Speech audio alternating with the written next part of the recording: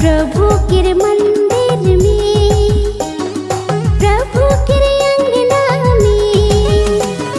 कृपा कर झरना बहा तेरे, दया कर झरना बहा तेरे, प्रभु कर अंगना में।